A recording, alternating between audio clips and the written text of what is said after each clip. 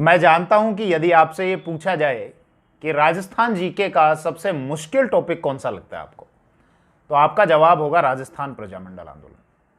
और राजस्थान प्रजामंडल आंदोलन में भी जो सबसे मुश्किल पार्ट आपको लगता होगा वो मारवाड़ का प्रजामंडल आंदोलन लगता होगा, क्योंकि मारवाड़ में एक संगठन बनता, उस पर रोक लग जाती, फिर दूसरा बनाया जाता, फिर रोक लग जाती, फिर तीसरा बनाया जाता, फिर रोक लग जाती।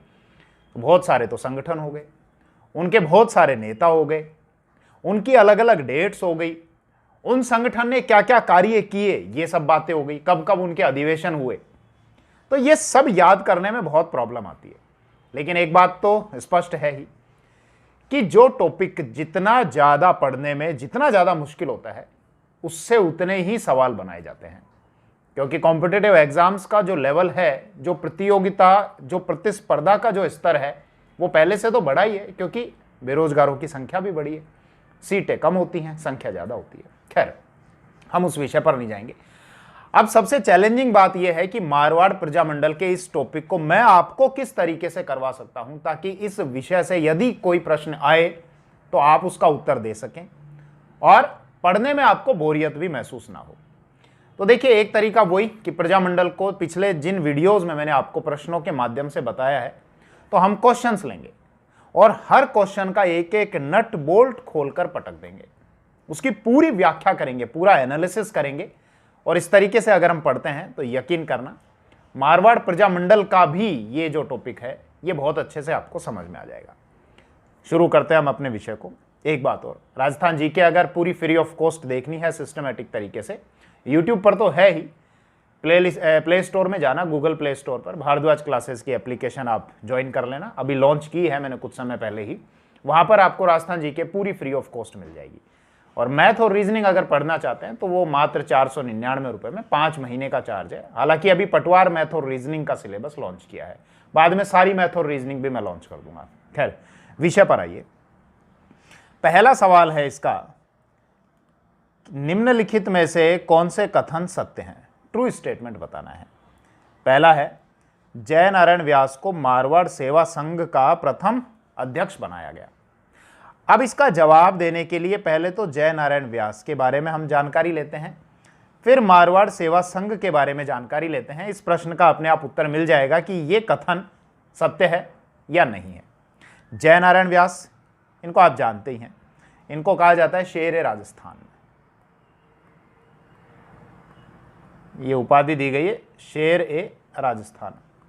2 बार राजस्थान के सीएम रह चुके हैं, आप परिचित होंगे। एक बार तो अप्रैल 1951 से मार्च 1952, अप्रैल 1951 से मार्च 1952। ये सिस्टम थोड़ा सा क्या हीट कर रहा है, इसकी वजह से राइटिंग प्रॉब्लम आ रही है, थोड़ा सा आप एडजस्ट कर लेना। दूसरी बार ये सीएम बने थे नवंबर 1952 से नवंबर 1954।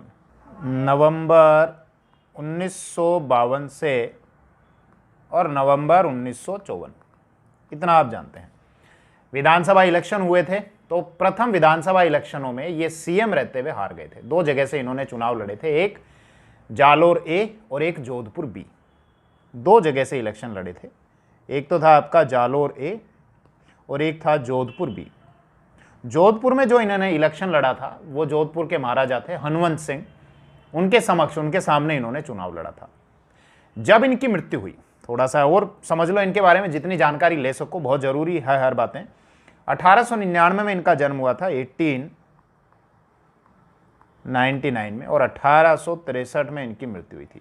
जन्म हुआ जोधपुर में और मृत्यु हुई थी इनकी दिल्ली में। दिल्ली में जब इनकी मृत्यु हुई उस समय ये राज्यसभा के मेंबर थे। तो हो सकता है ये पूछा जाए कि जयनारायण व्यास की मृत्यु के समय वो किस सदन के सदस्य थे, लोकसभा, राज्यसभा, विधानसभा, या इनमें से कोई नहीं, तो राज्यसभा के ये मेंबर थे। इनकी जो धर्मपत्नी थी वो थी गोरजा देवी व्यास। कई बार महिलाओं के नाम पूछ लेता है प्रजामंडल आंदोलन से रिलेटेड कि निम्नलिखित में से कौन सी महिला कार्यकर्ता या महिला क्रांतिकारी नेता जोधपुर से या मेवाड़ से संबंधित हैं अथवा नहीं है।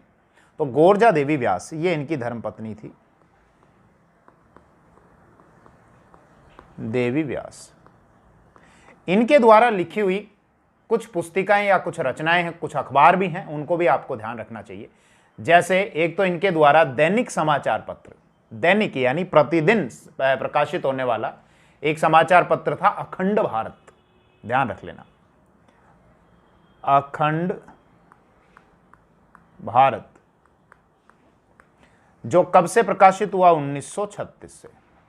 कहां से होता था? बंबई से होता था। अभी सवाल मिलेंगे आपको आगे इस तरह के, ठीक है।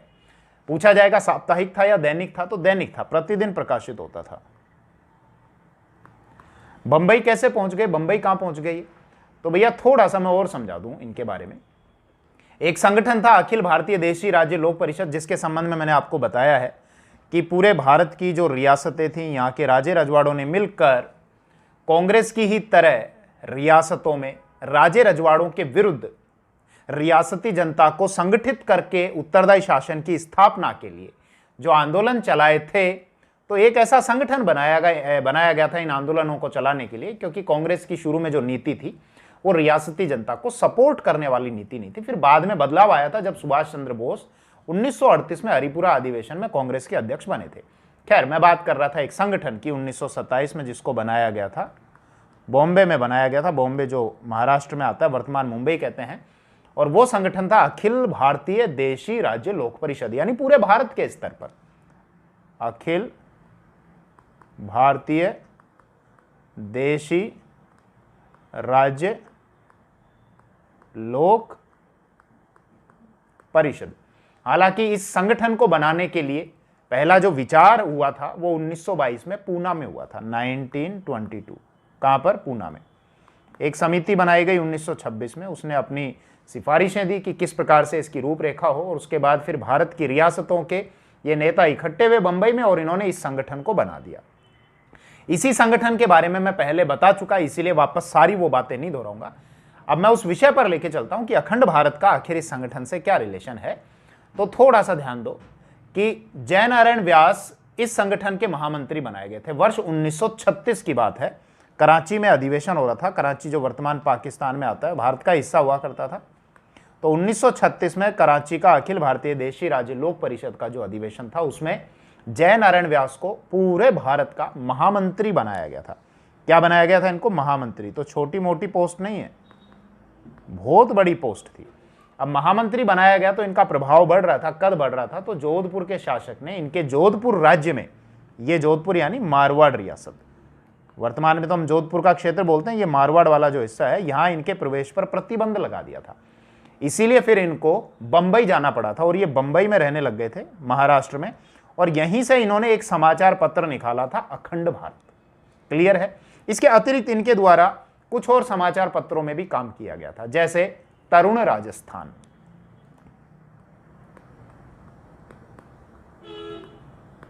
तरुण राजस्थान, तरुण राजस्थान का इन्होंने संपादन किया था। हालांकि ये राजस्थान सेवा संघ से जुड़ा हुआ एक समाचार पत्र था, जिसके संबंध में अभी मैं बाद में बात करूंगा, अभी मोटा मोटा आपको बता रहा हूं।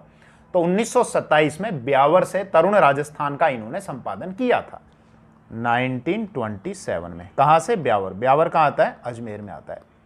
ब्यावर कैसे पहुंच गई? तो साहब बात यह है कि एक संगठन इनके द्वारा बनाया गया था, मारवाड़ हितकारिणी सभा, 1921 में, और कुछ किताबें कहती है 1923 में।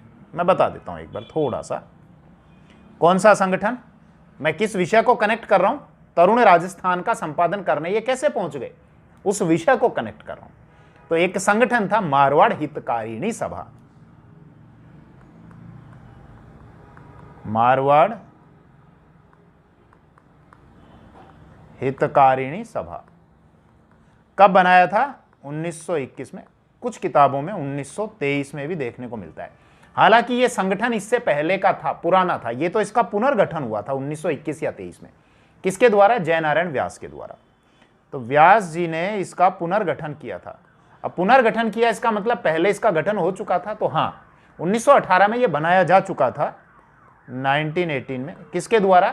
चांदमल सुराणा के द्वारा, चांदमल सुराणा।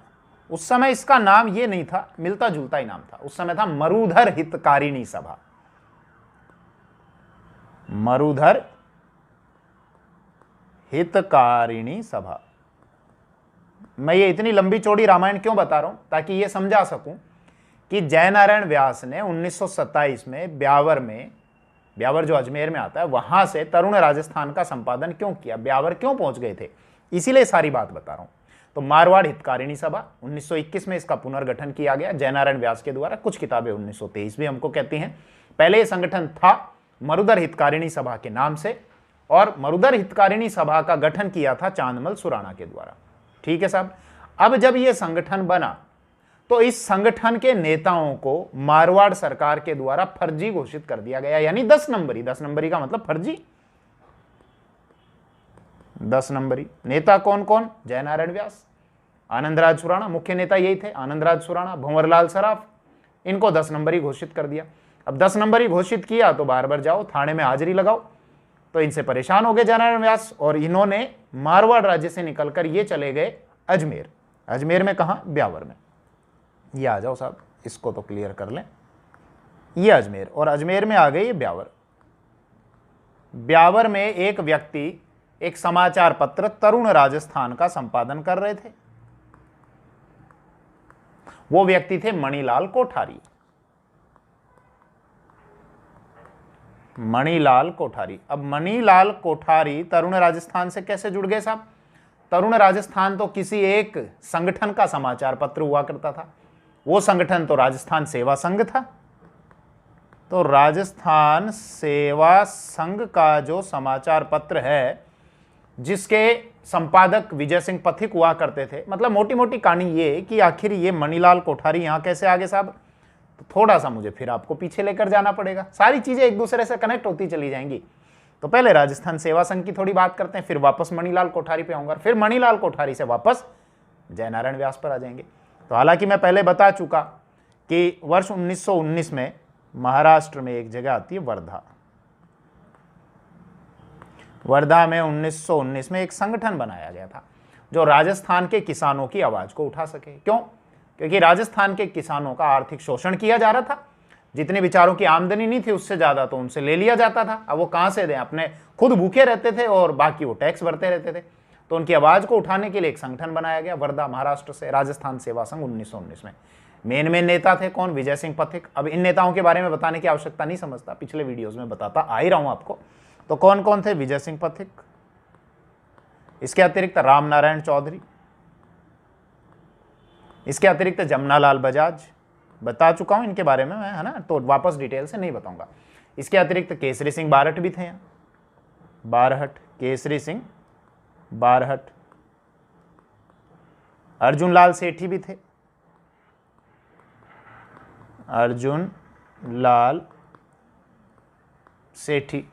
इसके अतिरिक्त माणिक्यलाल वर्मा भी थे। इन्होंने यहाँ एक संगठन बनाया, यहाँ पर एक समाचार पत्र शुरू किया जो राजस्थान केसरी के नाम से था। इसके मुख्य संपादक बन गए पथिक जी, विजय सिंह पथिक, जिनको भूप सिंह कहते हैं, और उप संपादक बन गए इनके राम नारायण चौधरी। और पैसा वैसा जो इसके लिए जुटाते थे, पैसा जो देते थे, वो हमारे पूंजीपति जमनालाल बजाज जी, ये इसके लिए पैसा मुहैया कराते थे। लेकिन इस संगठन का बाद में कार्यालय 1920 में वर्धा से ट्रांसफर करके अजमेर लाया गया। विजय सिंह पथिक और जमनालाल बजाज की आपस में नहीं बनी, मतभेद हो गए, तो वहां से विजय सिंह पथिक आ गए और कहां आ गए? राजस्थान में राजपुताना की तरफ आ गए, अजमेर। ये लो, क्यों समझा रहा हूं ये लंबी चौड़ी रामायण? ताकि उस मणिलाल कोठारी को कनेक्ट कर सकूं। ठीक है, तो सुनते रहिए। अजमेर में आ गए। अब अजमेर में आए 1920 में इसका कार्यालय स्थानांतरित कर लिया गया। राजस्थान केसरी पहले चलाया था, वो बंद हो गया, तो अब नया समाचार पत्र शुरू किया, वो था आपका नवीन राजस्थान। इसके बारे में भी बता चुका। फिर नवीन राजस्थान पर सरकार ने रोक लगा दी, तो नया समाचार पत्र शुरू किया, तरुण राजस्थान। इसके बारे में भी बता दिया। 1924 में इसके जो संपादक बन गए थे तरुण राजस्थान के, तरुण राजस्थान ध्यान रखना साप्ताहिक था। साप्ताहिक का मतलब सप्ताह में छपता था एक बार। और इसमें विजय सिंह पथिक या भूप सिंह का जो एक लेख प्रकाशित होता था, राष्ट्रीय पथिक के नाम से होता था, राष्ट्रीय पथिक के नाम से होता था। और बड़ी सुंदर और अच्छी पंक्तियां भी होती थी। यश वैभव सुख की चाह नहीं, ना तो यश की, ना वैभव की, ना सुख की, किसी की भी चाह नहीं है। परवाह नहीं जीवन रहे ना रहे, बिल्कुल भी परवाह नहीं है कि मेरा जीवन रहे या ना रहे। इच्छा है तो यह है, केवल एक ही इच्छा है कि जग में स्वेच्छाचार और दमन ना रहे, यानी तानाशाही और शोषण नहीं रहना चाहिए। ये इस प्रकार की पंक्तियां उनकी होती थी विजय सिंह पथिक की। तरुण राजस्थान में राष्ट्रीय पथिक के नाम से लेख आता था। इसी तरुण राजस्थान का संपादन किया था 1924 में। रामनारायण चौधरी इसके संपादक थे और शोभालाल गुप्त भी थे। शोभालाल गुप्त और रामनारायण चौधरी इसका फिर संपादन करते थे। कब की बात कर रहा हूं मैं? 1924 में। किसकी? तरुण राजस्थान की। ये भी बता चुका। 1927 तक आते आते मैंने बताया था कि ये जो संगठन था राजस्थान सेवा संघ, जो किसानों के लिए बहुत अच्छा काम कर रहा था, और इसने ही तो बिजोलिया का जो किसान आंदोलन था उसको चरम सीमा तक पहुंचा दिया था। और बाकी के आसपास के जो किसान थे, बिजोलिया ये यहाँ वर्तमान भीलवाड़ा में आता है, इनसे ही प्रभावित होकर आसपास के बेगू के किसानों ने भी आंदोलन कर दिया, कोटा बूंदी के किसानों ने भी आंदोलन किया, सिरोही में भीलों ने भी आंदोलन किया। तो आसपास आंदोलन की लहर फैलती गई। यहाँ ही नहीं, शेखावाटी का जो क्षेत्र है यहाँ के किसान भी प्रभावित हो ही रहे थे। खैर 1927 तक आते आते ये जो संगठन था राजस्थान सेवा संघ, ये लगभग बंद सा हो गया। क्यों? क्योंकि विजय सिंह पथिक और रामनारायण चौधरी में मतभेद हो गए थे। हालांकि उसके आपसी महत्वाकांक्षाएं भी थी और भी कारण थे कि जमीनें वगैरह उन्होंने किसानों की खाली करवा दी थी कि आप कोई भी हल ना चलाओ, और फिर उनको नीलामी करने के लिए बाकी किसानों ने ही उनके पट्टे उठा लिए थे। खैर वो मैं आपको बिजोलिया किसान आंदोलन में बता चुका। तो विषय यह है 1927 तक आते आते बंद हो गया। बंद हो गया तो इसका जो समाचार पत्र था तरुण राजस्थान, वो भी बंद होने के कगार पर हो गया। तो फिर एक व्यक्ति थे ब्यावर से, मणिलाल कोठारी, वो ब्यावर में इसका छोटा सा कार्यालय चलाते थे राजस्थान सेवा संघ का, और तरुण राजस्थान का संपादन भी किया करते थे। अब विषय कनेक्ट हो गया कि जब जयनारायण व्यास को 10 नंबरी या फर्जी घोषित किया तो वहां कहां चले गए? ब्यावर चले गए। और ब्यावर में मणिलाल कोठारी ने उनको तरुण राजस्थान का संपादन दे दिया। किनको? जयनारायण व्यास को। तो 1927 से ब्यावर से वो तरुण राजस्थान का संपादन करने लगे। और इसमें जो लेख आता था जो जयनारायण व्यास छापते थे वो था वर्तमान मारवाड़।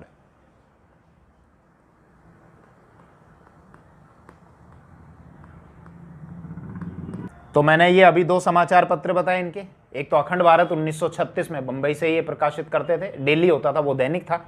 और तरुण राजस्थान जो है ये साप्ताहिक था, ये 1927 में ब्यावर से करते थे। एक और ध्यान रख सकते हैं, दिल्ली से एक समाचार छपता था, प्रिंसली इंडिया। ये आ जाओ दिल्ली साहब, ये अभी जयनारायण व्यास का ही परिचय दे रहा हूं मैं आपको, ठीक है। ये दिल्ली से एक समाचार छपता था, क्या? Princely India. इस प्रिंसली इंडिया में भी इनका लेख आया था जयनारायण व्यास का। किस नाम से? मारवाड़ में कुशासन। मारवाड़ में कुशासन। तो उम्मीद है जयनारायण व्यास का तो परिचय आपको अच्छे से मिल गया, ठीक है। अब थोड़ा सा ध्यान दो, हम पहले इस प्रश्न का उत्तर देने का प्रयास कर रहे थे। हमारा ये वाला पहला सवाल, जयनारायण व्यास को मारवाड़ सेवा संघ का प्रथम अध्यक्ष बनाया गया। जयनारायण व्यास का तो परिचय मिल गया। अब मारवाड़ सेवा संघ की एक बार बात करते हैं। अभी हम जांच करेंगे ये कथन सत्य है या असत्य, ठीक है। अब मारवाड़ सेवा संघ क्या? तो अभी मैंने आपको समझाया कि एक संगठन बना था ना, राजस्थान सेवा संघ। राजस्थान सेवा संघ कब बना था? 1919 में। कहां बना था? वर्धा में। वर्धा कहां आता है? महाराष्ट्र में। और 1920 में इसका कार्यालय ट्रांसफर कर दिया गया था अजमेर में। यह बताया मैंने आपको। इसी की इकाई थी रियासती स्तर पर, यह तो पूरे राजस्थान के स्तर पर था, और रियासत के स्तर पर इसकी एक इकाई बनाई गई थी 1920 में। मारवाड़ की इकाई थी मारवाड़ सेवा संघ। सीधी सी बात है, यह मारवाड़ की इकाई हो गई यहां जोधपुर साइड में, मारवाड़ सेवा संघ। किसके प्रयासों से बना? तो ध्यान देना, जयनारायण व्यास के प्रयासों से बना, लेकिन वो इसके अध्यक्ष नहीं थे, अध्यक्ष कोई और थे। तो व्यास जी के प्रयासों से तो ये बना, तो वो संस्थापक हो गए। अध्यक्ष कौन बने? दुर्गा शंकर। तो ये ध्यान रखना, इसके जो अध्यक्ष थे पहले वो थे दुर्गा शंकर, ये तो अध्यक्ष हो गए। और इसके जो मंत्री बनाए गए थे, मंत्री का नाम भी ध्यान रखना, पूछा गया है कॉम्पिटिटिव एग्जाम्स में। प्रयागराज भंडारी, वो इसके पहले मंत्री बनाए गए थे। कहां गया? प्रयागराज भंडारी। तो मैंने क्या बताया कि राजस्थान सेवा संघ जो 1919 में बना था, वर्धा महाराष्ट्र में बना था, 1920 में ट्रांसफर करके उसका कार्यालय अजमेर लाया गया था। उसी की मारवाड़ रियासत के स्तर पर जो इकाई थी मारवाड़ सेवा संघ, जिसको जयनारायण व्यास ने बनाया था, उसके संस्थापक थे।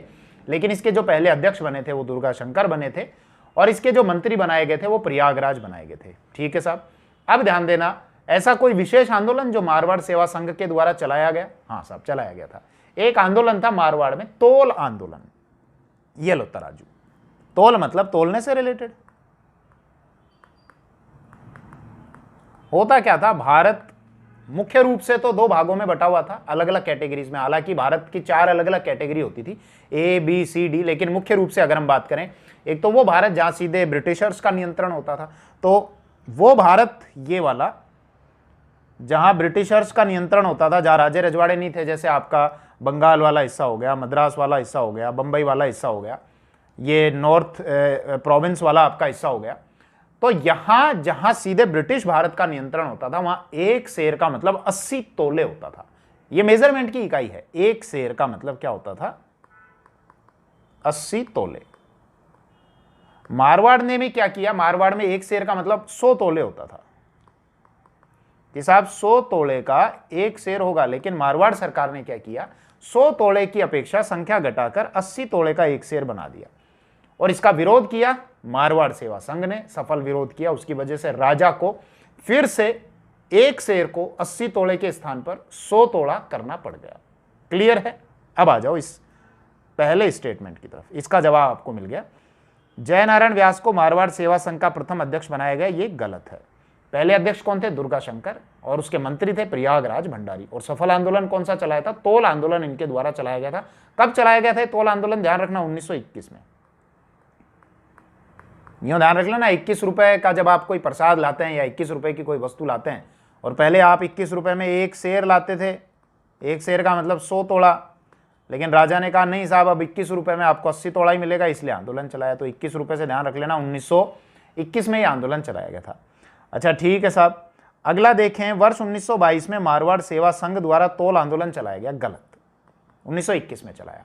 तीसरा, वर्ष 1920 के कांग्रेस नागपुर अधिवेशन में भाग लेने के बाद मारवाड़ सेवा संघ द्वारा खादी का प्रचार प्रसार किया गया। अब इसका जवाब लेने के लिए हमको फिर थोड़ी सी और बातें समझनी पड़ेंगी। सबसे पहले तो 1920 के कांग्रेस के नागपुर अधिवेशन में क्या विशेषता क्या थी? क्या ये खादी के प्रचार प्रसार पर केंद्रित था? थोड़ा सा ध्यान दीजिए, इसका उत्तर आप दे पाएंगे। देखो भैया, बात है 1920 में कांग्रेस का एक अधिवेशन हुआ था नागपुर में। नागपुर आ जाओ, महाराष्ट्र में, ये नागपुर में। और इस अधिवेशन की विशेषता ये थी, इस अधिवेशन के बाद मतलब इस अधिवेशन में कांग्रेस ने यह तय कर लिया था कि रियासतों की जो जनता है वो भी कांग्रेस की मेंबर बन सकती है।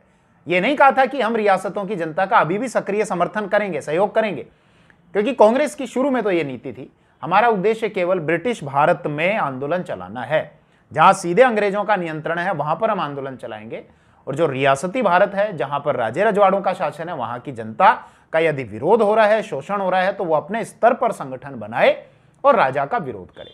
लेकिन 1920 में विजय सिंह पथिक यानी भूप सिंह के द्वारा एक प्रदर्शनी लगाई गई यहां नागपुर अधिवेशन में, कांग्रेस के नागपुर अधिवेशन में, और वो बिजोलिया से कुछ किसानों को लेकर गए जिनके नाम थे, एक तो गोकुल जी थे, एक कालूराम जी थे, और एक किसान और थे जिनका नाम मेरे दिमाग से निकल रहा है, अभी ध्यान आएगा तो मैं बता दूंगा। एक तो थे गोकुल जी। कुछ किसानों को लेकर गए थे विजय सिंह पथिक के नागपुर के अधिवेशन में। गोकुल जी, कालूराम जी और एक और थे नंदलाल जी, नंदलाल जी, ठीक है, नंदलाल जी। इन्होंने वहां पर कांग्रेस के नागपुर अधिवेशन में यह प्रदर्शनी लगाई कि किस प्रकार से रियासतों में किसानों का शोषण हो रहा है। और अब कांग्रेस को लगने लगा कि हां, हमको रियासती जनता का साथ देना चाहिए, लेकिन सक्रिय अभी नहीं। रियासतों की जो जनता है वो कांग्रेस की मेंबर बन सकती है। इसका बेनिफिट क्या हो सकता था? सीधी सी बात है, जो कांग्रेस अभी केवल ब्रिटिश भारत में फैली हुई है, अब उसकी जड़ें रियासती भारत तक भी चली जाएंगी।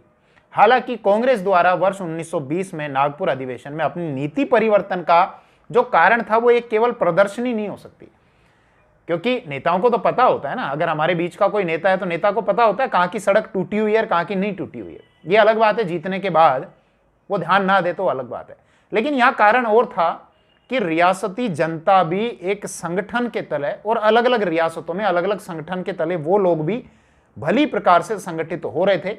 इसीलिए कांग्रेस को अब आते आते ऐसा लगा कि रियासती जनता को भी जोड़ना चाहिए, इससे कांग्रेस भी मजबूत होगी और अंग्रेजों की नाक में भी दम किया जा सकता है, राजाओं की नाक में भी दम किया जा सकता है। अगर आप मुझसे पूछें कि 1918 में कांग्रेस की इस नीति में 1920 में कांग्रेस की इस नीति में जो परिवर्तन आया तो वो किस संगठन की वजह से आया, तो मेरा जवाब होगा एक संगठन, राजपूताना मध्य भारत सभा। बता देता हूं थोड़ा सा, अगर आप मुझसे पूछें तो मेरा जवाब ये होगा एक संगठन, राजपूताना मध्य भारत सभा। हालांकि इस संगठन के बारे में मैं आपको डिटेल से बता चुका पहले के वीडियोस में, इसलिए केवल अभी मोटी मोटी जानकारी दूंगा। 1918 में कांग्रेस का दिल्ली में अधिवेशन हुआ था और राजपूताना यानी राजस्थान के लोग और मध्य भारत यानी ये मध्य प्रदेश वाला ये जो हिस्सा है, तो यहाँ के जो नेता थे, ये रियासतें हुआ करती थी, राजे रजवाड़े थे इस क्षेत्र में, तो यहाँ के नेता भी कांग्रेस के अधिवेशनों में भाग लेने के लिए जाते थे। लेकिन कांग्रेस अभी सीधा सक्रिय सहयोग नहीं दे रही थी, तो इन्होंने तय किया दिल्ली के कांग्रेस अधिवेशन में भाग लेने के बाद कि हम लोग भी एक काम करते हैं, इकट्ठे हो जाते हैं और अपना एक संगठन बना लेते हैं जो रियासती जनता की आवाज उठाए। अब राजस्थान के भी नेता थे, मध्य भारत के भी नेता थे, तो उन्होंने संगठन को नाम दे दिया राजपूताना मध्य भारत सभा, जो 1918 में बनाया गया था। इसका पहला अधिवेशन हुआ था दिल्ली के चांदनी चौक में, एक मारवाड़ी लाइब्रेरी है वहां पर इसका पहला अधिवेशन हुआ था। गिरधर शर्मा इसके अध्यक्ष बनाए गए थे पहले अधिवेशन के। तो 1918 में बना था, कहां, दिल्ली में, चांदनी चौक में। बाकी सारी बात मैं पिछले वीडियोस में बता चुका कि फिर इसके अध्यक्ष बनाए थे जमनालाल बजाज। जो अधिवेशन हुआ था 1918 में लाइब्रेरी में, मान लो आज लाइब्रेरी में, मारवाड़ी लाइब्रेरी में अधिवेशन हो रहा है, गिरधर शर्मा अध्यक्षता कर रहे हैं। और भी नेता हैं, विजय सिंह पथिक भी हैं, जमनालाल बजाज भी हैं, गणेश शंकर विद्यार्थी भी हैं, और भी नेता हैं। तो यह तय किया गया, ठीक है साहब, इसके अध्यक्ष बना देते हैं बजाज जी को। कार्यालय कहां रखते हैं, कानपुर रख लेते हैं। कानपुर से एक नेता थे बढ़िया, उनका नाम था गणेश शंकर विद्यार्थी, जो एक समाचार पत्र निकालते थे प्रताप के नाम से। कहां से, कानपुर से निकालते थे। क्या नाम था, गणेश शंकर विद्यार्थी। तो कार्यालय इसका कानपुर रख दिया गया, बाद में फिर ट्रांसफर करके अजमेर लाया गया। अब सारी बातें दोहराने की आवश्यकता नहीं है। तो वो संगठन क्या था, कांग्रेस के पैरेलल ही अपनी मीटिंग करता था। 1918 में उनका दिल्ली में अधिवेशन हुआ कांग्रेस का, तो इन्होंने भी दिल्ली में कर लिया। 1919 में कांग्रेस का अमृतसर में अधिवेशन हुआ, अमृतसर पंजाब में, या जो, तो इन लोगों ने भी 1919 में पंजाब में अमृतसर में अपना अधिवेशन कर लिया। 1920 में इन लोगों ने 2 अधिवेशन किए थे, एक तो किया था अजमेर में। तो ये वाला विशेष आप ध्यान रख लेना, ये जो 1920 वाला जो अजमेर में इनका अधिवेशन हुआ था, जमनालाल बजाज इसके अध्यक्ष बने थे और बहुत बड़े बड़े नेता इसमें पहुंचे थे। और ये राजपूताना मध्य भारत सभा के सभी अधिवेशनों में से एकमात्र ऐसा अधिवेशन है जो कांग्रेस के पैरेलल या समानांतर नहीं हुआ था। 1920 में हुआ था, और 1920 में ही एक और अधिवेशन हुआ था नागपुर में, ये 1920 में। तो कहानी कनेक्ट हो गई होगी कि ये जो नागपुर का अधिवेशन हुआ था, तो अब कांग्रेस के पैरेलल ये अपना संगठन अधिवेशन कर रहे हैं, रियासती जनता को जोड़ रहे हैं। कांग्रेस को भी अच्छा अवसर लगा कि ये संगठन मजबूत होता जा रहा है, रियासती जनता की आवाज उठा रहा है। तो 1920 में फिर इस संगठन को कांग्रेस की ही एक अनुषंगी संस्था मान लिया गया, यानी आप कांग्रेस के ही, आप ये संगठन कांग्रेस का ही जुड़ा हुआ एक संगठन है। और फिर कांग्रेस ने तय किया कि ठीक है, अब रियासती जनता भी कांग्रेस की मेंबर बन सकती है। तो ये रीजन था उसके पीछे। खैर, वापस आप विषय पर आ जाइए। तो इस बात का जवाब तो मिल गया कि 1920 का जो अधिवेशन है वो विशेष रूप से खादी के प्रचार प्रसार से रिलेटेड नहीं है, रियासती जनता को मेंबर बनाने के लिए कह दिया कि आप बना लो। बात आती है 1921 के एक अधिवेशन की, जो कांग्रेस का अधिवेशन था, अहमदाबाद में हुआ था, अहमदाबाद गुजरात में, 1921। कहां पर हुआ था, अहमदाबाद। अब हालांकि इस अधिवेशन के, कांग्रेस के इस अधिवेशन के लिए अध्यक्ष जो चुने गए थे ना, वो CR दास, चितरंजन दास चुने गए थे, बने नहीं थे। अध्यक्षता हकीम अजमल खान ने की थी, अभी मैं बताऊंगा, पेशेंस के साथ बैठना। तो चितरंजन दास इसके अध्यक्ष बनाए गए थे, लेकिन जेल में थे, नहीं आ सके, इसीलिए कार्यकारी अध्यक्ष बनाए गए हकीम अजमल खान, हकीम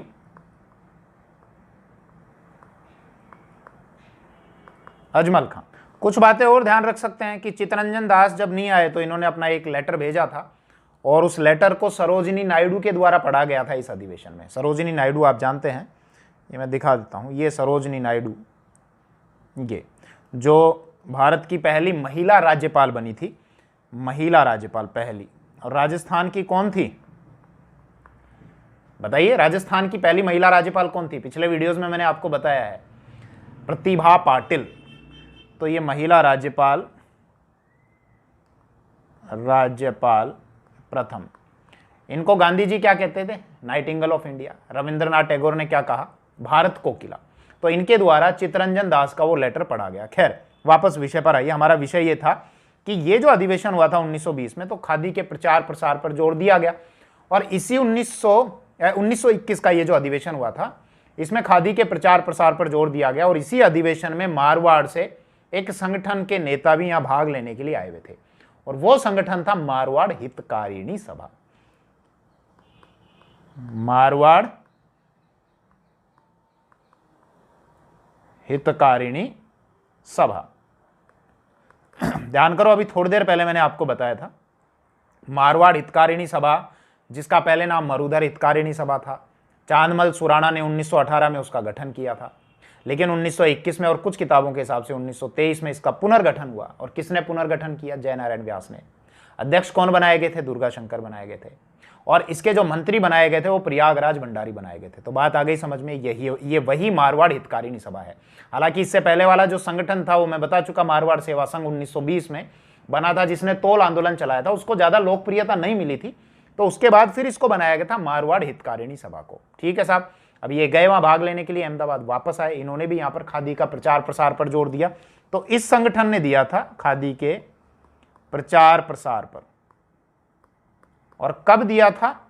1921 में, जब ये अहमदाबाद अधिवेशन में भाग लेने के लिए गए थे। उसके बाद फिर यहां के नेता वापस मारवाड़ पहुंचे। अच्छा, अभी एक बात और हम समझे, इस संगठन ने क्या क्या कार्य किए? प्रमुख कार्य तो समझने होंगे ना। तो देखो, 3 बातें ध्यान रखना। एक तो मादा पशुओं पर से निर्यात पर से जो रोक हटाई थी जोधपुर के महाराजा ने, उसके विरुद्ध इन्होंने आंदोलन किया। इमेज की तरफ चलते हैं, चित्रों से आप, मुझे पता है ज्यादा बेटर समझ सकते हैं। इधर आओ, देखो ये गाय माता है। मैं क्या बता रहा हूं आपको, मारवाड़ हितकारिणी सभा ने किन मुद्दों पर सरकार का विरोध किया। एक तो बात है 1923 की, ये गाय माता ध्यान रखना, इनके नीचे मैं 1923 रख रहा हूं। मारवाड़ के जो शासक थे महाराजा उम्मेद सिंह, उन्होंने मादा पशुओं के निर्यात पर, एक्सपोर्ट पर, मारवाड़ से बाहर भेजने पर जो पहले रोक लगाई हुई थी वो रोक हटा दी।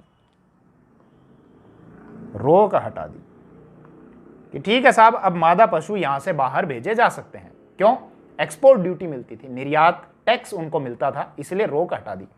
अब इसका क्या परिणाम हो सकता था कि अगर मादा पशु बाहर ज्यादा भेजे जाएंगे, किसान मुनाफे के लिए अगर भेजना शुरू कर देंगे, तो फिर यहां डेयरी प्रोडक्ट की कमी हो सकती है। डेयरी प्रोडक्ट मतलब दूध, दही, घी, छाछ, इसकी कमी हो सकती है। और ज्यादातर जो आबादी है किसान ही हुआ करते थे, और वो किस पर निर्भर होते थे? इन मवेशियों पर ही निर्भर हुआ करते थे। तो इसके विरोध में इन्होंने एक तो आंदोलन किया। दूसरा, 1928 में राजा ने एक निर्णय लिया कि जो अनाज है, अनाज पर भी निर्यात पर रोक हटाई जाती है। अब अनाज को भी बाहर भेजा जा सकता है। अब अनाज को बाहर भेजेंगे तो मारवाड़ तो पूरा सूखा आता है, रेत ही रेत है साहब। यहां से आप एक्सपोर्ट करोगे ज्यादा से ज्यादा, तो हमारे यहां कमी होने लग जाएगी। तो इस पर विरोध किया। दूसरा क्या था, मारवाड़ के क्षेत्र में बाहर के लोगों को भी बहुत नौकरियां मिलती थी, मारवाड़ से बाहर के लोगों को नौकरियां। तो मारवाड़ हितकारिणी सभा के द्वारा आंदोलन किया गया कि आप जो नौकरी दो वो यहां के स्थानीय मारवाड़ियों को दो ना साहब, मारवाड़ियों को नौकरी दो। यह मुख्य रूप से इसकी बातें हुई थी। अब एक सवाल और दिमाग में आया कि ये जो निर्णय ले रहे थे इस समय, ये निर्णय कौन ले रहे थे? शासक कौन थे? महाराजा उम्मेद सिंह। तो महाराजा उम्मेद सिंह की भी चर्चा करें थोड़ी सी। चलो, महाराजा उम्मेद सिंह मैं दिखाता हूं। महाराजा उम्मेद सिंह कहां गए? इमेज तो मैंने ली थी महाराजा की, ठीक है, ध्यान दीजिए। ये हैं महाराजा उम्मेद सिंह, जिनके समय 1923 में वो निर्णय लिया मादा पशुएं बाहर भेजी जा सकती हैं। 1928 में निर्णय लिया जो खाद्यान्न है उसको भी बाहर निर्यात किया जा सकता है। मारवाड़ से बाहर के लोगों को नौकरियां दी जा रही थी। उस समय शासक तो यही थे। हालांकि महाराजा उम्मेद सिंह के समय आम जनता के लिए बहुत काम किए गए थे। अकाल जब पड़ा था तो अकाल के समय भी इन्होंने अपना जो भंडार था, जो अपना खजाना था, वो आम जनता के लिए खोल दिया था। और इसके अतिरिक्त अकाल के समय लोगों को रोजगार देने के लिए भी अनोखी पहल इन्होंने की थी। थोड़ी सी इनकी चर्चा कर लेते हैं। शासनकाल ध्यान रखना 1918 से 1947 तक। ध्यान नहीं भी रखो तो कोई दिक्कत नहीं है, लेकिन एक आइडिया हो जाता है कि कोई किसी समय विशेष में अगर कोई घटना हो रही है तो अगर शासक के बारे में पता चल जाता है और उन शासक के बारे में हम थोड़ा सा जानते हैं कि किस प्रकार का उनका नेचर था, क्या क्या उनकी रुझान या रुचि किस विषय में हुआ करती थी, तो एक विषय कनेक्ट हो जाता है कि उनके समय क्या क्या कार्य हुए होंगे। खैर ध्यान दीजिए, 1918 से 1947 तक ये शासक रहे। बात करता हूं 1928-29 के समय जब मारवाड़ में अकाल पड़ा था 1928-29, तो उस समय इन्होंने बड़ा अच्छा कार्य किया। और जो इनके द्वारा कार्य किया गया उसमें वर्तमान जो मनरेगा स्कीम है, मनरेगा योजना है, उसका स्वरूप आपको दिखाई देता है। इन्होंने एक महल बनवाया ताकि लोगों को रोजगार मिल सके। महल का कार्य धीरे चलवाया कि धीरे धीरे धीरे बनाओ ताकि लंबे समय तक लोगों को रोजगार मिले। कौन सा महल? उम्मेद भवन पैलेस, जिसको छितर पैलेस कहते हैं, जो जोधपुर में आता है और विश्व के सबसे बड़े रिहायशी निजी महलों में से एक है ये वाला। ये ध्यान दो, ये है उम्मेद भवन पैलेस,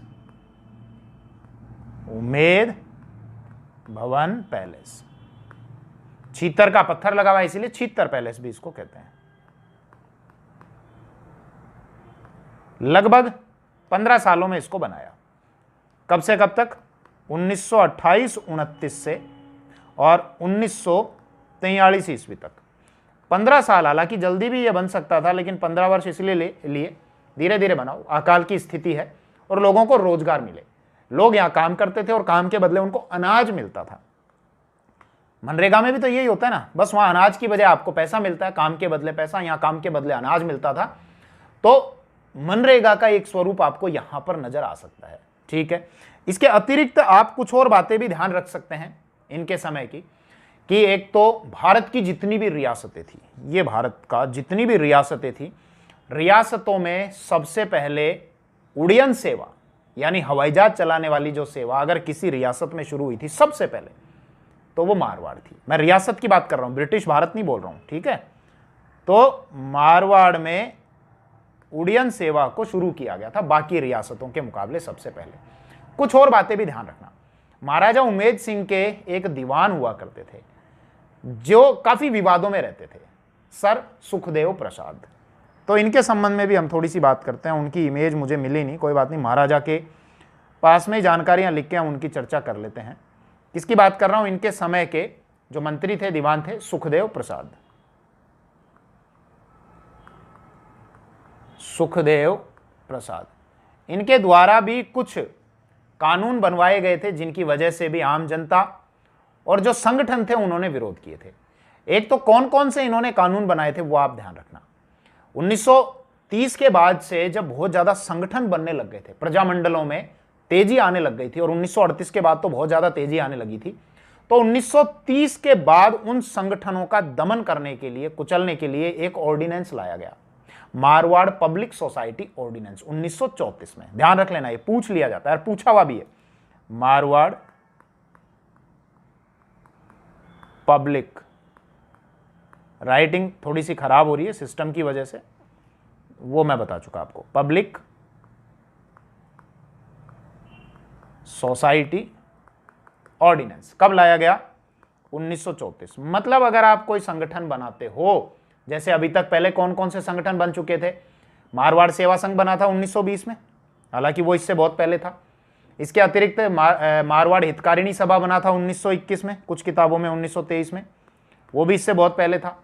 फिर बाद में मारवाड़ जोधपुर प्रजामंडल बना था 1934 में ही। तो मतलब संगठन बहुत ज्यादा बन रहे थे। तो अब कोई भी संगठन अगर बनता है और उसने अगर इस वाले ऑर्डिनेंस के तहत रजिस्ट्रेशन नहीं कराया तो उसको किसी भी प्रकार की एक्टिविटी करने की परमिशन नहीं है, यानी वो इनवैलिड है, इनलीगल है, गलत है। आप परमिशन लो तो ही कर सकते हो। परमिशन देगी कौन? सरकार देगी। ठीक है, इसके अतिरिक्त ध्यान रखना, एक प्रेस एक्ट भी लाया गया था इससे पहले 1922 में, मारवाड़ प्रेस एक्ट। प्रेस यानी जो पत्र पत्रिकाएं होती हैं, समाचार पत्र होते हैं, उन पे कंट्रोल करने के लिए। तो मारवाड़ प्रेस एक्ट कब लाया गया था साहब? ये लाया था आपका, एक मिनट, एक्ट 1922 में, कि आप समाचार पत्रों में कुछ भी छाप रहे हो, कुछ भी बोल रहे हो, तो देश विरोधी नहीं होना चाहिए, मारवाड़ सरकार के विरोध में नहीं होना चाहिए। इसके अतिरिक्त अगर प्रेस से रिलेटेड आप कुछ इक्विपमेंट्स भी रख रहे हो, टाइपराइटर हो या प्रिंटिंग मशीन आप कुछ रख रहे हो, तो टाइपराइटर तक के लिए आपको लाइसेंस की जरूरत है। लाइसेंस अगर नहीं है तो आप छाप नहीं सकते कुछ भी। इससे पहले एक और अधिनियम लाया था सुखदेव प्रसाद के द्वारा ही। कौन सा लाया गया था? 1909 में मारवाड़ राजद्रोह एक्ट। यानी सरकार के खिलाफ आप कुछ भी नहीं बोलोगे तो सरकार आपको पकड़ के जेल में ठूंस देगी। तो ये मैं महाराजा उमेद सिंह का परिचय दे रहा था, और इनके समय के जो दीवान थे, जो मंत्री थे सर सुखदेव प्रसाद, उनके द्वारा कौन कौन से ऑर्डिनेंस एक्ट लाए गए। मारवाड़ पब्लिक सोसाइटी एक्ट 1934 में लाया गया था। उससे पहले 1922 में प्रेस एक्ट लाया गया था। उससे पहले राजद्रोह अधिनियम एक्ट लाया गया था 1909 ईस्वी में। ठीक है साहब, तो ये काफ़ी सवालों के आपको जवाब मिले। अब आप वापस आ जाइए हमारे उस सवाल पर। हम थोड़ा सा और समझ रहे थे और बात करते हैं। मैं आपको ये बता रहा था ये वाले आंदोलन। तो ये 1923 में इसके विरुद्ध आंदोलन किया था। किसने किया था? मारवाड़ हितकारिणी सभा ने 1928 में किया था, और मारवाड़ियों को नौकरी देने के लिए आंदोलन किया था। थोड़ा सा और समझ लेना, ये जो संगठन था मारवाड़ हितकारिणी सभा, बोलते भी रहो, कब बनाया गया था? कब बनाया गया था भैया? हालांकि लाइव क्लास नहीं है, मैं नहीं सुन सकता आपको, लेकिन मन में बोलो, मुझे आवाज आ जाएगी। पहले पुराना नाम था मरुधर हितकारिणी सभा, 1918 में बनाया, 1921 में, कुछ किताबों के अनुसार 1923 में पुनर्गठन हुआ। जयनारायण व्यास ने पुनर्गठन किया। दुर्गा शंकर इसके पहले अध्यक्ष बनाए गए थे, मंत्री थे इसके प्रयागराज भंडारी। ठीक है साहब। बाद में इस संगठन का एक दूसरे संगठन में विलय कर दिया गया था, दूसरे संगठन में इसको मिला दिया गया था। वो कौन सा संगठन था? वो था मारवाड़ यूथ लीग। अब ये नया आया, समझो इसके बारे में, इनको हटाओ। अब एक नया संगठन आया। कौन सा संगठन? Marwar youth league. वैसे तो देखो, इस संगठन को जो बनाया गया था एक दूसरे संगठन के लिए, भीड़ जुटाने के लिए, प्रचार प्रसार करने के लिए इस संगठन को बनाया गया था। तो फिर उसकी भी मुझे चर्चा करनी पड़ेगी, क्योंकि प्रजामंडल में यही विशेषता है, एक टॉपिक कोई इंडिविजुअल या इंडिपेंडेंट नहीं है, हर टॉपिक दूसरे टॉपिक के साथ में जुड़ा हुआ है। तो थोड़ा सा इसके बारे में आप समझो। इसका गठन हुआ था 10 मई 1931 को। 10 मई 1931। किसके घर? व्यास जी के घर पे।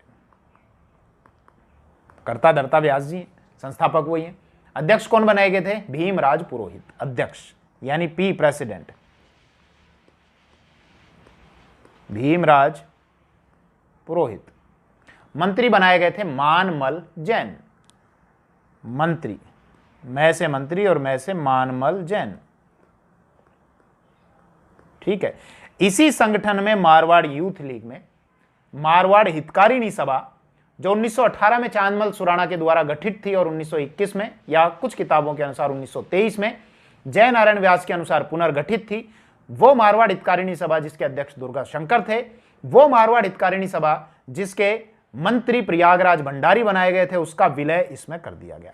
वही मारवाड़ हितकारिणी सभा जिसने 1923 के मादा पशुओं के निर्यात निकासी के विरुद्ध आंदोलन चलाया, 1928 के खाद्यान्न निर्यात के विरुद्ध आंदोलन चलाया और मारवाड़ियों के नौकरीकरण के लिए आंदोलन चलाया, उसका इसमें विलय कर दिया गया मारवाड़ यूथ लीग में। अब मारवाड़ यूथ लीग क्यों बनाया गया था? तो भैया इसको बनाया था एक संगठन के लिए, भीड़ जुटाने के लिए, प्रचार प्रसार करने के लिए। कौन सा संगठन? अब कौन सा संगठन आ गया? तो ध्यान दो, एक संगठन की मैंने आपसे बात की थी, अभी वीडियो के स्टार्टिंग में की थी, अखिल भारतीय देशी राज्य लोक परिषद। वापस आपको मेमोराइज कराता हूं, बहुत अच्छे से आपके सामने ये चीजें क्लियर हो जाएंगी। ध्यान है, मैंने आपको बताया था एक संगठन कौन सा 1927 में बना था। कहां बना था? बंबई में बना था। कौन सा था? कि सारे भारत के रियासतों के जो रियासतों के जो नेता हैं, उन्होंने ये सोच के कि साहब कांग्रेस अभी हमारा साथ नहीं दे रही है, तो रियासतों में आंदोलन चलाने के लिए रियासतों का एक अलग ही संगठन बना लो। कौन सा? अखिल भारतीय देशी राज्य लोक परिषद। ये बताया था ना, अखिल भारतीय देशी राज्य लोक परिषद। ध्यान करो, फिर मैंने आपको कनेक्ट किया था एक विषय, 1936 में इसका अधिवेशन हुआ था, कराची में हुआ था। व्यास जी उसके महामंत्री बनाए गए थे पूरे भारत के। जोधपुर ने फिर रोक लगा दी थी, जोधपुर में मत आना साहब, वो बंबई चले गए थे। बंबई से उन्होंने एक समाचार पत्र निकाला था, अखंड भारत जो दैनिक समाचार पत्र था। ध्यान आ गई सारी बातें? वही ये वाला अधिवेशन है, ये एक संगठन है, 1927 में बनाया। अब ये तो पूरे भारत के स्तर पर बना। इसके संबंध में हालांकि मैं और सारी बातें आपको पिछले वीडियोस में बता चुका कि इसके जो पहले अध्यक्ष थे वो दीवान बहादुर रामचंद्र राव थे। इसके अतिरिक्त विजय सिंह पथिक भी लिए गए थे जो पूरे भारत के उपाध्यक्ष थे। राम नारायण चौधरी भी लिए गए थे जो राजपूताना और मध्य भारत के महामंत्री बनाए गए थे। ये बता चुका हूं, सारी बातें बता चुका हूं। इसके अतिरिक्त और भी मेंबर लिए गए थे। जोधपुर से ध्यान रखना 2 मेंबर लिए गए थे इस संगठन में, एक तो व्यास जी थे और एक कन्हैया लाल कलयंत्री थे। इनका ध्यान रख लेना, मारवाड़ प्रजामंडल पढ़ रहे हो तो नाम ध्यान रख लेना।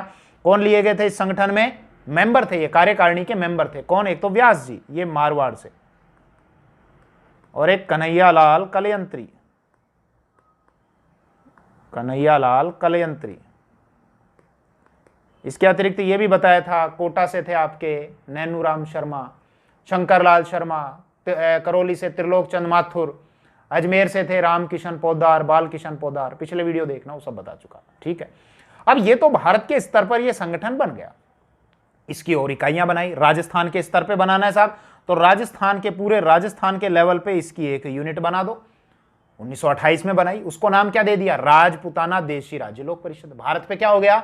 अखिल भारतीय देशी राज्य लोक परिषद। और राजस्थान के लेवल पे क्या हो गया? राजपूताना देशी राज्य लोक परिषद। तो ये 1928 में बना, राजपूताना देशी राज्य लोक परिषद। इसके बारे में बता चुका। अब राजस्थान के लेवल पे तो ये हो गया।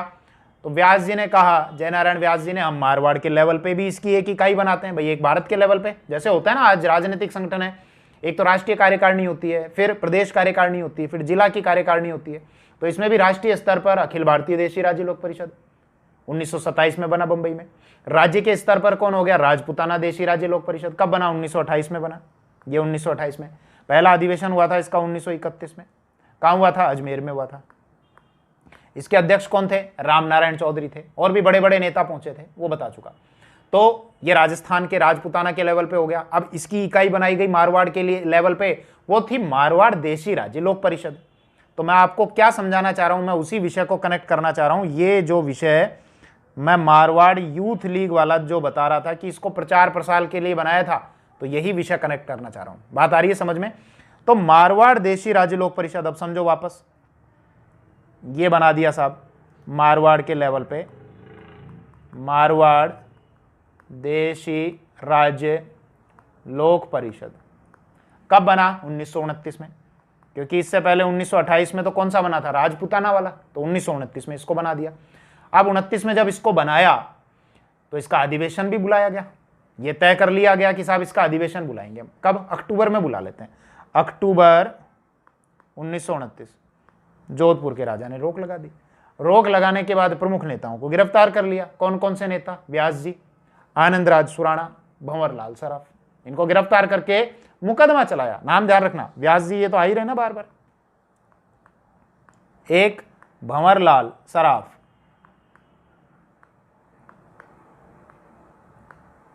और एक आनंद राज सुराणा। आनंद राज सुराणा कर लिया गिरफ्तार।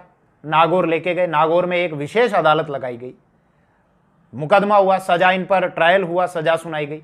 व्यास जी को दे दी साहब जाओ 2.5 साल जेल में और 500 रुपये जुर्माना। इन दोनों को 2-2 साल की जेल हो गई और 500 रुपये का 500 रुपये का इन पर जुर्माना हो गया। अब जब इनको सजा सुनाई गई तो उसके बाद संगठन के द्वारा कुछ किताबें बांटी गई, पुस्तिकाएं बांटी गई। और वो किस प्रकार से थी? नागौर मुकदमे का फैसला। क्या फैसला? मारवाड़ के सपूतों का बलिदान। तो ध्यान रख लेना, इन तीनों की गिरफ्तारी के बाद आया था वो। तो लिख देता हूं मैं, नागौर, या नागौर में चला था ट्रायल, तो नागौर मुकदमे का फैसला। मुकदमे का फैसला। क्या फैसला? मारवाड़ के सपूतों का बलिदान।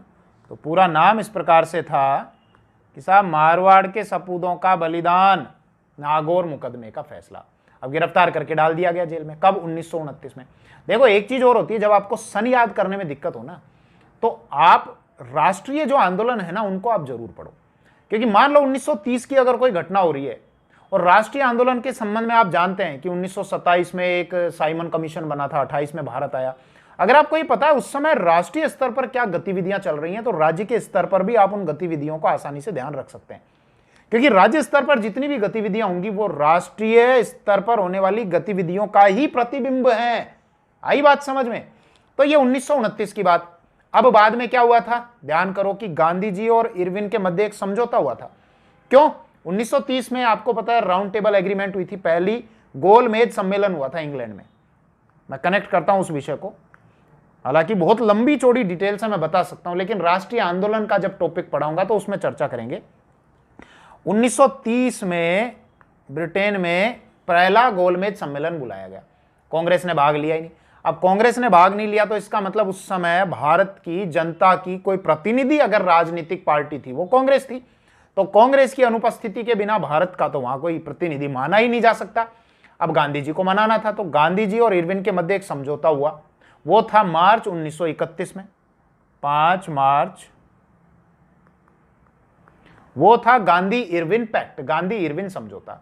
अब समझौते के बाद गांधी जी मान गए, ठीक है साहब हम भाग ले लेंगे राउंड टेबल एग्रीमेंट में। तो 1931 में जो दूसरा गोलमेज सम्मेलन हुआ था, गांधी जी उसमें भाग लेने के लिए चले गए।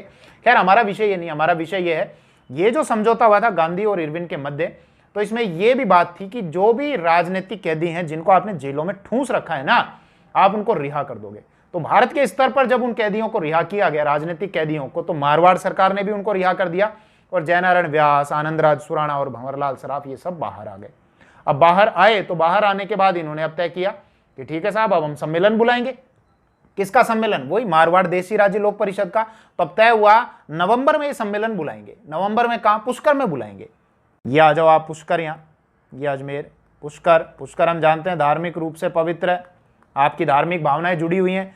राजनीतिक सम्मेलन में भाग लेने के लिए भी चले जाओगे और नहाकर भी आ जाओगे। पुष्कर जिसको तीर्थों का मामा कहते हैं, तीर्थराज कहते हैं, पंचम तीर्थ कहा जाता है, और हिंदुओं के लिए आस्था की दृष्टि से देखें तो बहुत पवित्र स्थान है पुष्कर, जहाँ पर गुलाब की खेती होती है। चैती गुलाब जहाँ के बहुत फेमस हैं, पुष्कर के भी, चित्तौड़ के भी। गुलाब की खेती वैसे जयपुर के रामगढ़ बांध में भी होती थी, इसीलिए रामगढ़ को ढूंढाड़ का पुष्कर कहा जाता था। सारा परिचय आपको मिल गया। यहाँ सम्मेलन रखा गया नवंबर 1931 में, नवंबर 1931, ये शायद 25-26 नवंबर के आसपास में रखा गया था। अब यहाँ ये सम्मेलन हुआ। इस सम्मेलन की अध्यक्षता लोकल जो अजमेर के व्यक्ति थे उनके द्वारा की गई, चांदमल शारदा के द्वारा। चांदकरण शारदा, सॉरी चांदमल नहीं, चांदमल सुराणा अलग थे, ये चांदकरण शारदा है। चांदकरण शारदा अजमेर के थे, इन्होंने वहां की अध्यक्षता की। और भी बड़े बड़े नेता यहां पर पहुंचे थे, जैसे कस्तूरबा गांधी थे, जो गांधी जी की धर्मपत्नी कस्तूरबा गांधी। इसके अतिरिक्त मनीलाल कोठारी भी थे। ध्यान आ रहा है इनका नाम? अभी मैंने आपको बताया 1927 में ब्यावर से तरुण राजस्थान को कोई संभाल रहे थे, तो ये मणिलाल कोठारी थे। फिर इन्होंने उसका संपादन कार्य किसको दे दिया था? जयनारायण व्यास को 1927 में। और फिर उसमें लेख प्रकाशित होता था जयनारायण व्यास का, किस नाम से? वर्तमान मारवाड़। जयनारायण व्यास की और भी वैसे पुस्तिकाएं आप ध्यान रख सकते हैं। एक तो पोपाबाई की पोल भी उनके द्वारा लिखा गया था, और मारवाड़ की अवस्था। कुछ समाचार पत्र ध्यान रख सकते हैं, जैसे एक तो तरुण राजस्थान बता चुका, अखंड भारत बता चुका। इसके अलावा ध्यान रखना मारवाड़ की अवस्था और पोपाबाई की पोल, ये जो पुस्तिकाएं थी ये भी जयनारायण व्यास के द्वारा वितरित की गई थी। इसके अलावा एक और उनके द्वारा किताब छापी गई थी, पुस्तिकाएं थी छोटी छोटी, मार्च से संघर्ष क्यों। क्योंकि 1947 में जब भारत स्वतंत्र हो गया था तो उसके बाद राजे रजवाड़े जो थे वो भारत संघ में तो सम्मिलित होने को लगभग तैयार हो गए थे, लेकिन अपने आप को स्वतंत्र इकाई रखना चाह रहे थे। लेकिन जनता तो ये चाहती थी कि नहीं साहब इनका विलय हो जाना चाहिए, और वर्तमान जो भारत का संविधान है इस प्रकार की व्यवस्था वो चाहते थे। तो इन नेताओं ने जब संघर्ष किया, इनको जनवरी से वो संघर्ष शुरू करना था, लेकिन जब जनवरी से संघर्ष शुरू नहीं कर पाए क्योंकि उसके जो रीजन थे वो सैन्य कारण थे। पाकिस्तान के कबीलाई जो थे उन्होंने जैसलमेर पर अटैक कर दिया था और जोधपुर की सेना को वहां भेजा गया था कि जैसलमेर की सेना को मार भगाया जाए। तो इन्होंने अपना जो आंदोलन है उसको पोस्टपोन करके मार्च से शुरू किया था, और पुस्तिकाएं बांटी गई थी मार्च से संघर्ष क्यों, वो भी जयनारायण व्यास के द्वारा लिखी गई थी। तो कौन कौन सी बताई? तरुण राजस्थान, अखंड भारत, पोपाबाई की पोल, मारवाड़ की अवस्था और मार्च से संघर्ष क्यों। ठीक है, खैर वापस आ जाओ। मणिलाल कोठारी थे और काका कालेलकर भी थे इसमें। काका कालेलकर गांधी जी के बहुत क्लोज हुआ करते थे। और पहले ओबीसी आयोग के, भारत के पहले ओबीसी आयोग के अध्यक्ष भी बनाए गए थे। ठीक है, अब मैंने क्या कनेक्ट किया आपसे कि ये जो संगठन था मारवाड़ देशी राज्य लोक परिषद, इसका सम्मेलन हो गया। अब इसका ये जो सम्मेलन हुआ, ये तो नवंबर में हुआ ना, तो नवंबर से पहले इसका प्रचार प्रसार करने के लिए एक संगठन बनाया था, वही था मारवाड़ यूथ लीग। अब आ जाओ, कनेक्ट हो गई होगी बात आपसे, कहां गया मारवाड़ यूथ लीग, ये वाला। तो ये मारवाड़ यूथ लीग बनाया था, मई में बनाया था, और सम्मेलन मारवाड़ देशी राज्य लोक परिषद का नवंबर में हुआ था 1931 में। तो इसने खूब प्रचार प्रसार किया ताकि भीड़ जुटा सके। और यही मारवाड़ यूथ लीग वो संगठन था जिसमें मारवाड़ हितकारिणी सभा का विलय कर दिया गया था। इसके अतिरिक्त एक और संगठन का नाम आप ध्यान रख सकते हैं, उसको भी मारवाड़ देशी राज्य लोक परिषद के लिए भीड़ जुटाने के लिए, प्रचार प्रसार करने के लिए बनाया गया था। वो था बाल भारत सभा। बाल भारत सभा, ठीक है साहब। ये कब बनाया गया था? 1931 में ही बनाया गया था। अच्छा, इसके जो अध्यक्ष थे वो थे छगन राज चौपासनी वाला। छगन राज चौपासनी वाला। अब देखो, राजनीतिक विषय हम पढ़ रहे हैं और बाहर ढोल वोल बज रहे हैं क्योंकि आज नगर निगम लोकल बॉडीज के इलेक्शंस का रिजल्ट आ गया है और जो प्रत्याशी जीते हैं वो ढोल बजा रहे हैं। तो बीच बीच में ढोल की आवाज को भी आप एंजॉय करते रहना। तो छगन राज चौपासनी वाला के संबंध में ध्यान रखना। देखो, एक गांव आता है जोधपुर के पास में, चौपासनी वाला, जोधपुर शहर के पास में आता है चौपासनी वाला, और यहीं के थे छगन राज चौपासनी वाला। इन्होंने भारत की स्वतंत्रता प्राप्ति से पहले जोधपुर शहर में भारत का झंडा फहरा दिया था। कब फहराया था? 26 जनवरी 1932 को। 26 जनवरी को ही क्यों फहराया था? तो इसके लिए हमको थोड़ा सा पीछे चलना पड़ेगा। पीछे मतलब इस समय से पहले 1929 में आप चलिए, मैं इसको भी कनेक्ट कर देता हूं, इस विषय को रटाऊंगा कुछ भी नहीं, सारा सब बहुत अच्छे से समझा दूंगा। आप लाहौर में चलिए, लाहौर जो पाकिस्तान में आता है, और लाहौर में कांग्रेस का अधिवेशन था 1929 का। अध्यक्ष थे जवाहरलाल नेहरू।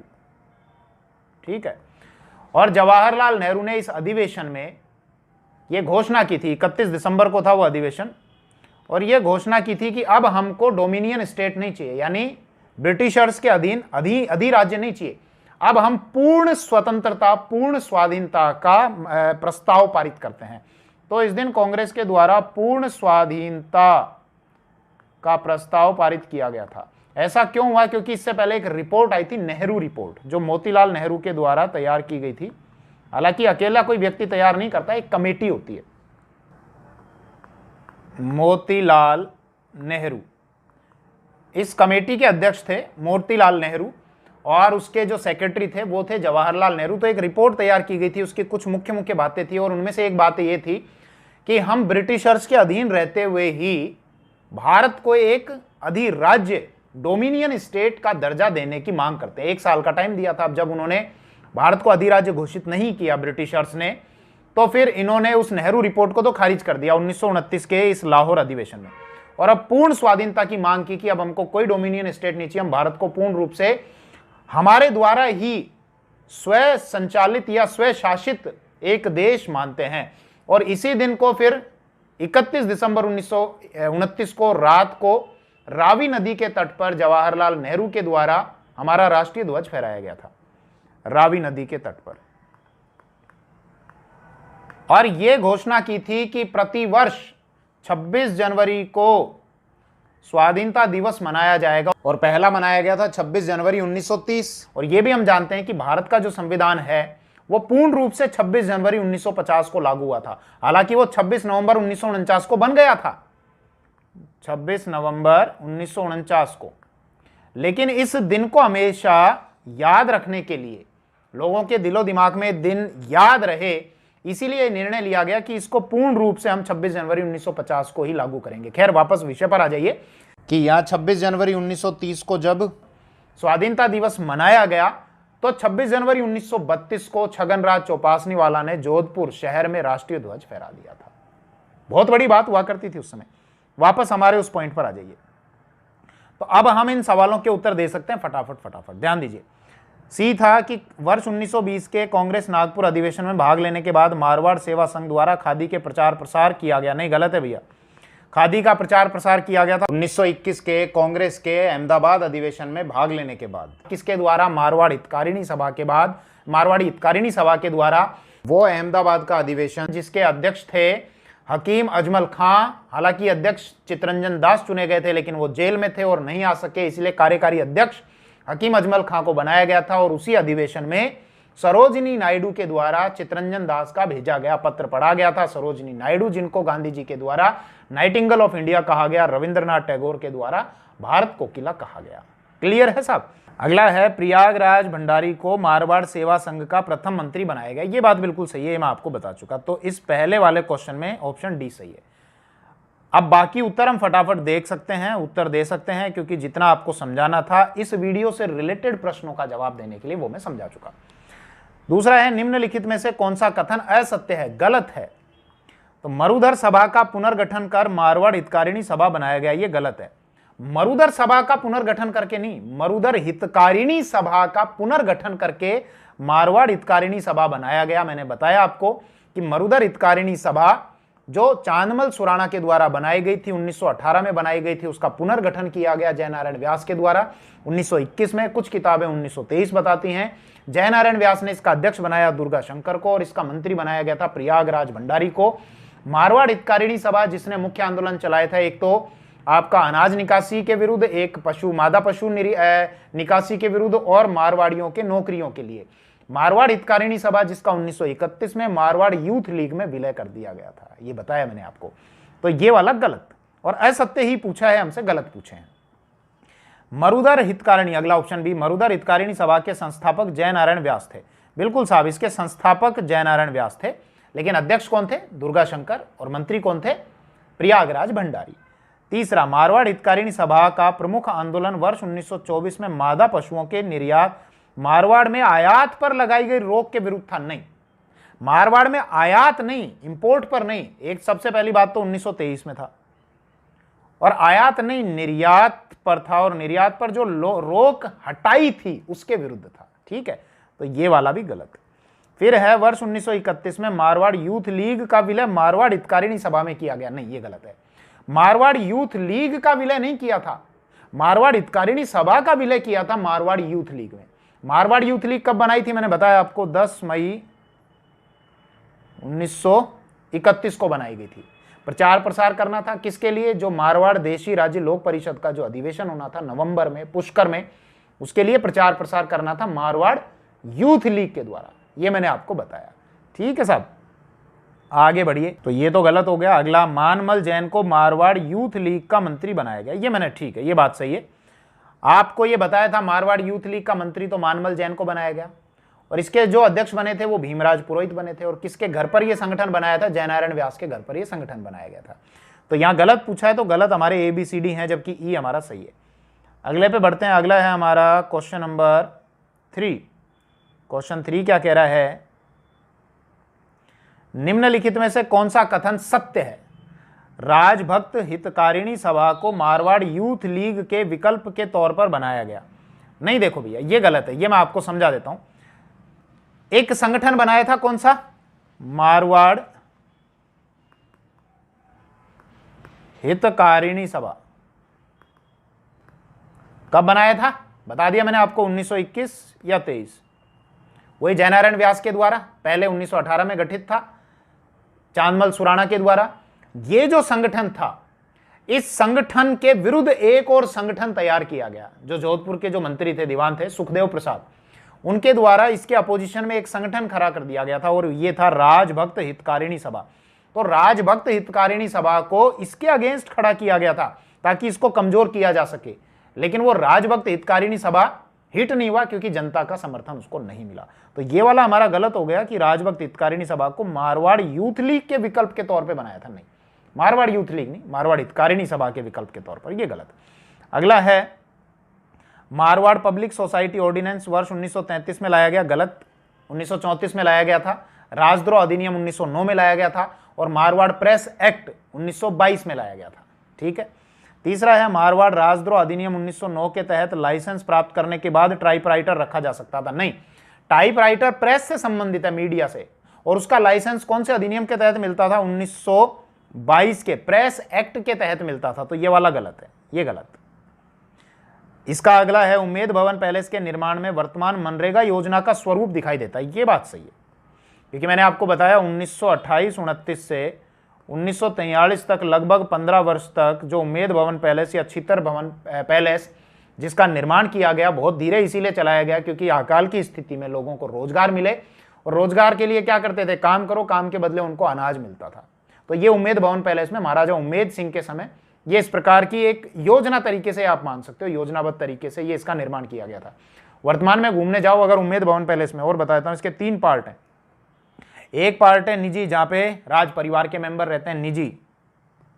एक है जहां ताज होटल संचालित है, और एक है म्यूजियम। हालांकि मैं घूम के नहीं आया हूं, कभी जाऊंगा, अवसर मिलेगा तो जाऊंगा। अगले क्वेश्चन पे आ जाइए, इसको हटाओ। क्वेश्चन नंबर 4, ये क्या कह रहा है, निम्नलिखित में से कौन सा कथन सत्य है, ट्रू स्टेटमेंट हमको बताना है। ठीक है साहब। मारवाड़ देशी राज्य लोक परिषद का प्रथम अधिवेशन वर्ष 1929 में हुआ। नहीं, 1929 में नहीं हुआ, हालांकि अक्टूबर 1929 में इसका पहला अधिवेशन होना था, लेकिन राज्य सरकार के द्वारा रोक लगा के, मैंने बताया था आपको, प्रमुख 3 नेताओं को गिरफ्तार कर लिया था।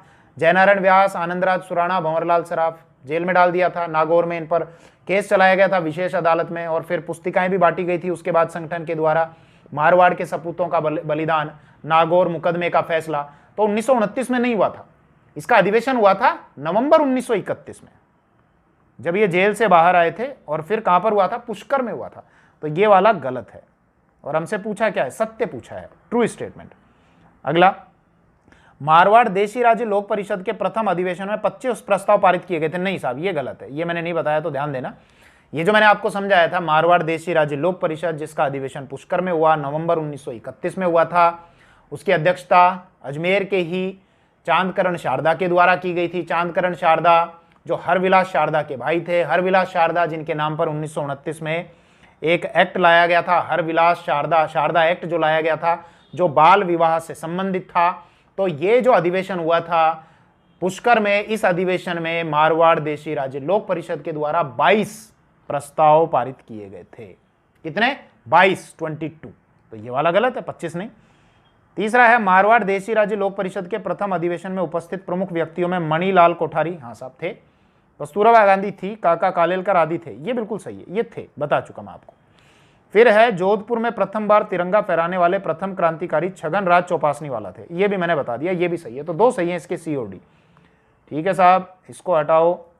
और अगला है इस वीडियो का लास्ट क्वेश्चन। हालांकि ये जोधपुर प्रजामंडल का अंतिम पार्ट नहीं है, इसके बाद और आएगा, अभी कुछ विषय और बचे हुए हैं।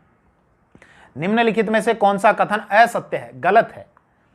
जयनारायण व्यास की अध्यक्षता में जोधपुर प्रजामंडल का गठन वर्ष 1934 में किया गया। नहीं, देखो ये तो सही है, ये जोधपुर प्रजामंडल से रिलेटेड है। वर्ष 1936 में गठित मारवाड़ लोक परिषद कांग्रेस की पूरक संस्था थी।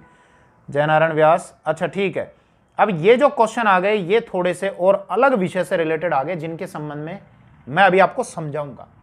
तो अभी वीडियो तो बहुत लंबा हो गया, तो इसीलिए अब इन क्वेश्चंस को और इसके बाद और भी मैं क्वेश्चन ऐड करूंगा, 6, 7 और 8 जो भी होंगे, उन सारे क्वेश्चंस को हम नेक्स्ट पार्ट के लिए छोड़ते हैं।